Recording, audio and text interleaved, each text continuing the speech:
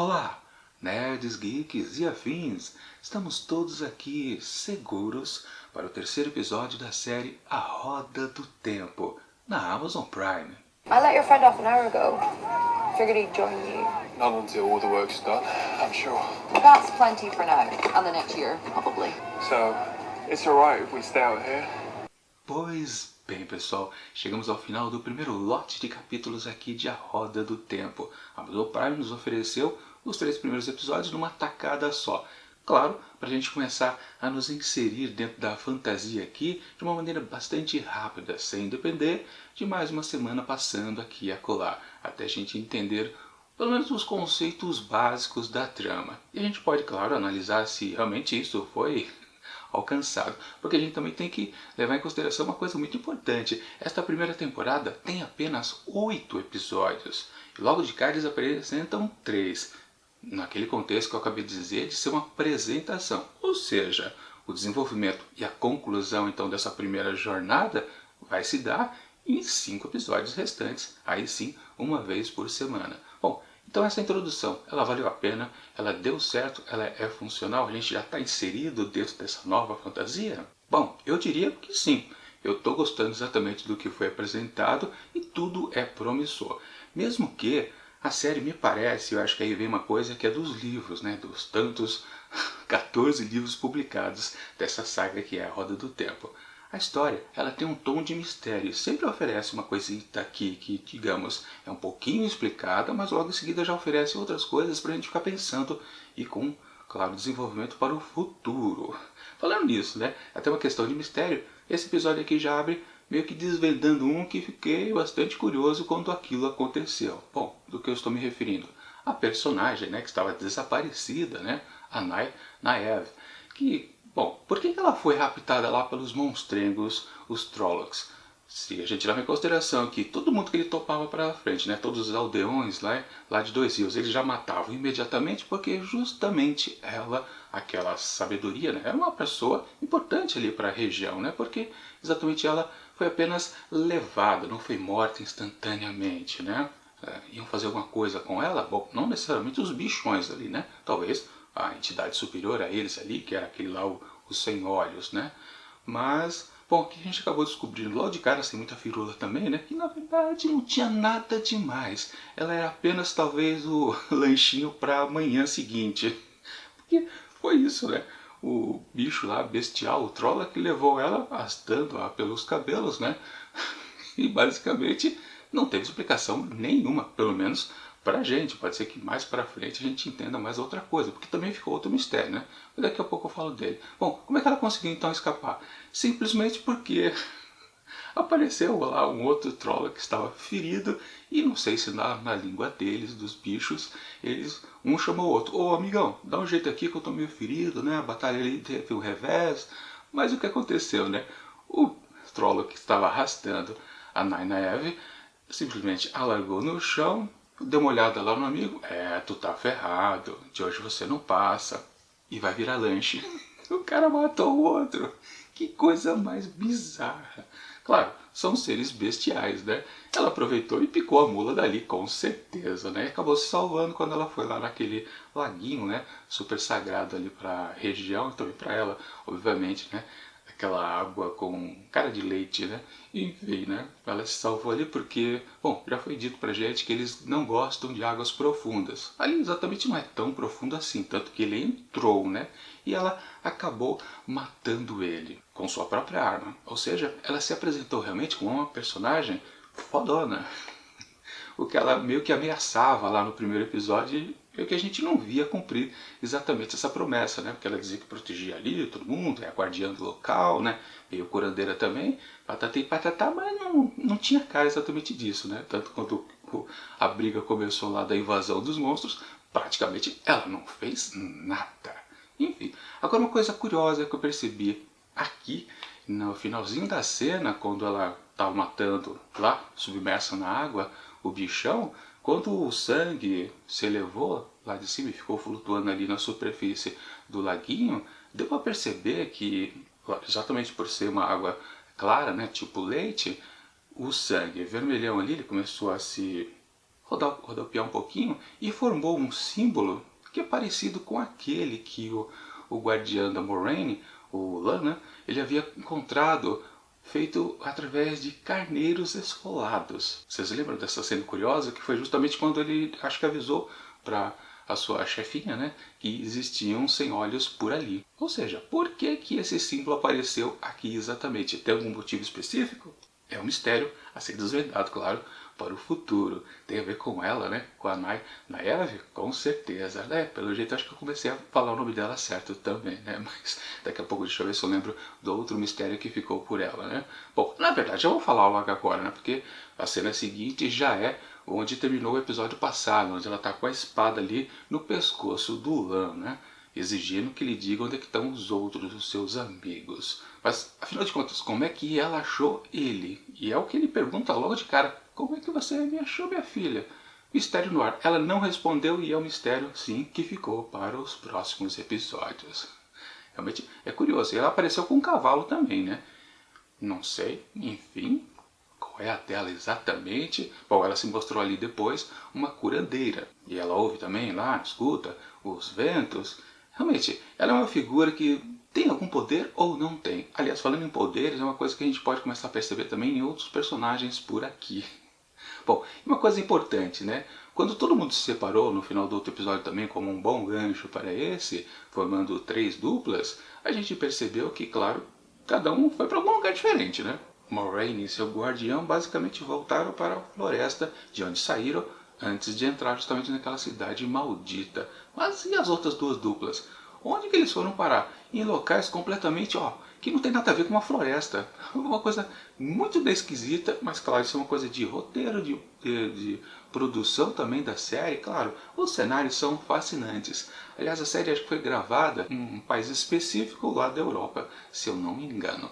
Mas enfim, estavam aproveitando bastante a locação, né? Mas eu achei super curioso que as 2 duplas foram para lugares, caramba, muito distante ali daquela floresta. Não tem nem, você nem vê ao longe que eles vieram, por exemplo, ali da floresta, e nem mostraram, na verdade, aquela cidade.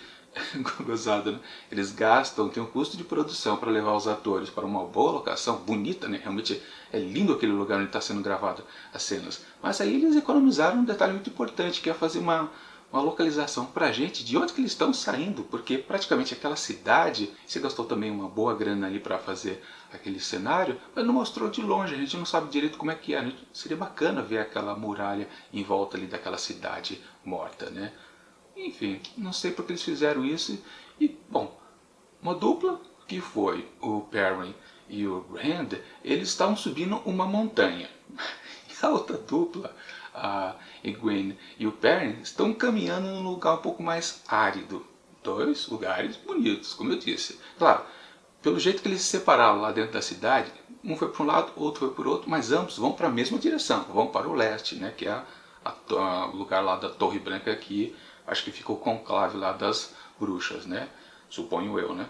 Enfim, estão indo para a mesma direção, mas os cenários são muito distintos. E aí, isso até fez com que o episódio tivesse um tom um pouquinho morno no começo, principalmente em relação ali da parte do Perrin e da Gwen, que realmente o comecinho ali da história deles, e depois também, né, vamos combinar que no fundo não teve lá muita coisa, foi mais enrolação do que qualquer coisa de oferecer pra gente uma boa linha ali de desenvolvimento até dos 2 próprios personagens. Bom, primeiro que ela, quando eles estavam ali morrendo de frio, querendo fazer um foguinho, né? Ele ali, o Perrin, desesperado em tentar acender batendo a lâmina na pedra, fazer uma fagulha e poder começar o fogo base, não conseguia. E ela fez uma magia básica ali. E ele até perguntou depois, fui eu ou você que acendeu esse troço? Foi até bacana. Ou seja, até uma coisa que eu não sei, não consigo entender, né? Isso já tinha no kit básico de ser uma sabedoria. A outra, a Nynaeve, já havia ensinado isso para ela? Ou aquilo ali já é uma construção de ela ser uma futura Aes Sedai? Não sei, não faço a mínima ideia, mas ela fez uma coisinha ali que dava para perceber que ela conseguia mover um pouco do vento e, sei lá, produzir um calorzinho ali. Enfim, não entendi. Uma coisa também mais misteriosa aqui para a gente ficar analisando e ficar curioso, claro, por aí. Bom, agora, do lado dele, do Perrin, realmente a personalidade dele me deixou um pouquinho irritado. Ele estava ali um pouco mais imaturo do que parecia que ele era antes. Claro, ele tem um peso na consciência que ele matou a própria mulher, né? Ele acho que ele não contou isso pra ninguém ainda. Mas o comportamento dele é muito esquisito. Eu já vi comentários em alguns lugares de pessoas comentando que o jeitão dele, o comportamento, a personalidade mesmo do Perrin foi modificada na série, não é parecida com o que está lá nos livros. Mas o que me doeu mesmo foi que o comportamento dele me pareceu muito adolescente. E eu disse, né, realmente ainda bem que eles elevaram a idade de todos os personagens, mas aqui e acolá, ainda que meio que fica no texto da série, exatamente o que vem dos livros, né, o fato deles serem pessoas jovens, que não sabem ainda como se comportar em momentos difíceis da vida. Basicamente isso, né. Aliás, o próprio guardião, o Lan, da Moraine, fala para Nina Evelyn exatamente isso, né? Vocês não sabem exatamente onde estão se metendo. E ela parece ser uma mulher mais velha, né? Mas nem tanto assim também, né? Enfim, o que importa. Da dupla ali, então, de Egwene e Perrin não rendeu muita coisa, e lá, mas para o final, depois de muita e muita enrolação, eles acabaram encontrando aquele pessoal que a gente pode considerar, a gente chama, né, de ciganos. Eles têm lá o nome deles ali dentro, mas eles foram muito hospitaleiros, né? Até demais, eles ficaram super desconfiados, né? Que diabo é isso? Teve aquela coisa lá do encontro, vocês conhecem a canção, enfim, várias coisitas aqui que se perdem um pouco no texto, mas com certeza lá nos livros estavam muito mais bem explicadas exatamente essas relações. E outra coisa curiosa para dizer também a respeito do Perrin é a sua relação lá com os lobos, que estavam atacando eles, a matilha estava correndo atrás, mas de repente parou, não se sabe por que motivo, que aliás foi uma coisa que aconteceu lá com os Trollocs, quando eles estavam perseguindo lá todos os personagens principais aqui da história, de repente eles estancaram porque chegaram perto demais lá daquela cidade maldita. Mas e aqui no caso dos lobos, o que foi? É o efeito, então, entre aspas, o poder do Perrin? Porque, sim, que a Gwen tem poderes, isso é claro, absoluto, tá? É bem visível pra gente. Mas os outros devem ter alguma coisa também. E do Perrin, claro, como ele não conseguiu, ou conseguiu, né, se safar dos lobos no episódio anterior, porque os lobos apenas lamberam suas feridas e não atacaram, porque ele devia ter sido destroçado ali naquele momento, mas eles respeitaram os lobos, basicamente isso. E aqui, será que foi a mesma coisa que aconteceu? Não deu para entender direito.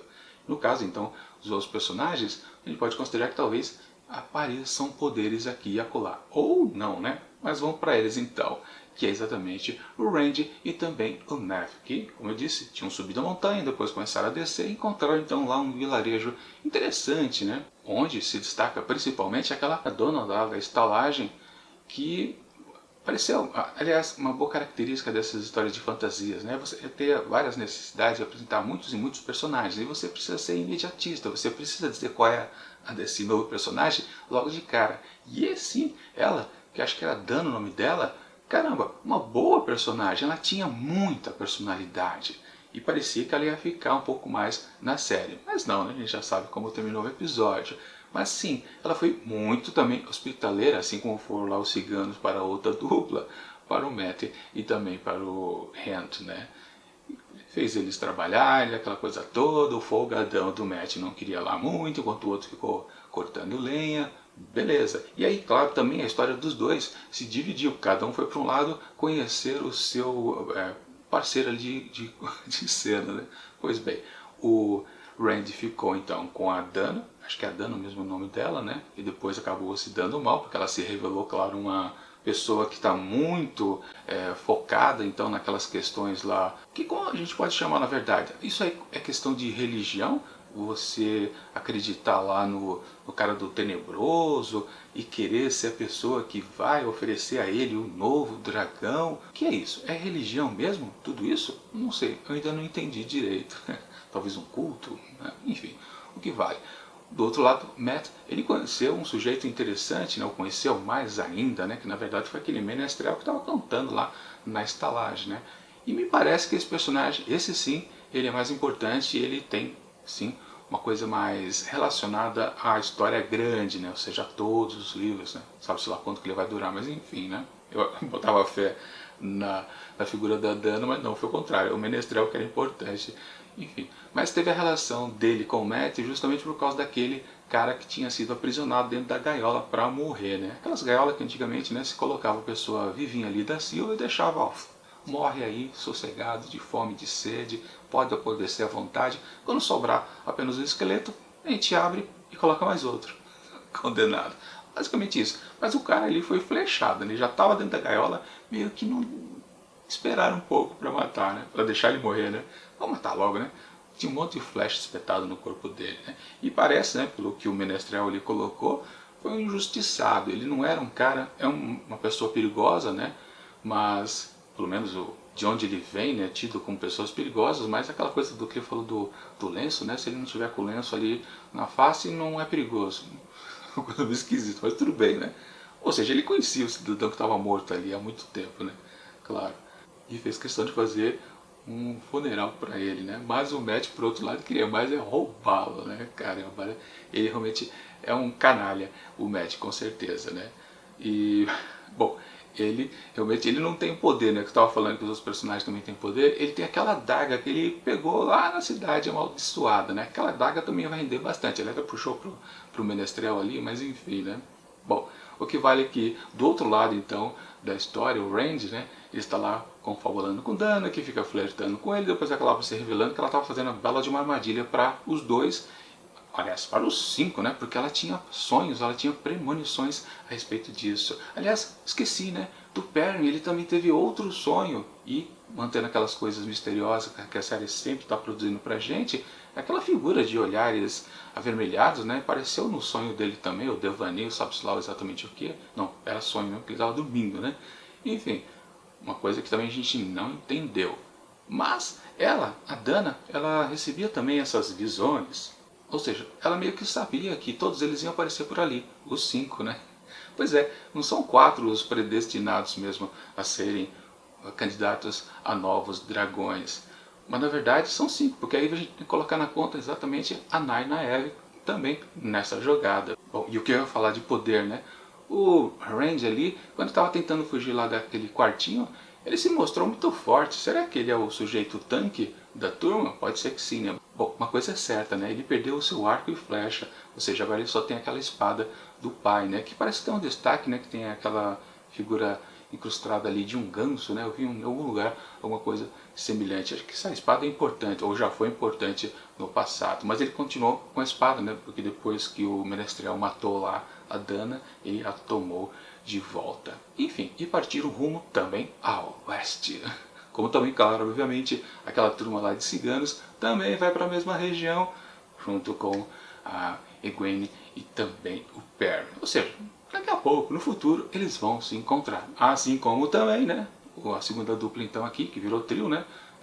A Moraine, seu guardião, e também a Nynaeve, encontraram então mais outra, a Aes Sedai, que era aquela vermelha que a gente já havia visto no primeiro episódio, lá, que foi a abertura, né?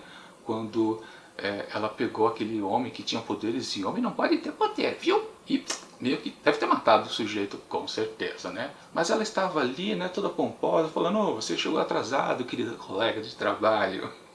Não, eu já capturei o dragão renascido, né? Bom, o Clara se proclama, na verdade, o novo dragão, né? E tá lá todo engaiolado ali dentro. Junto com, tem uma mulher lá dentro também, né? Enfim. Bom, não deve ser, né? Com certeza, porque os candidatos a serem dragão é um dos 5, claro, que são personagens principais aqui dessa história.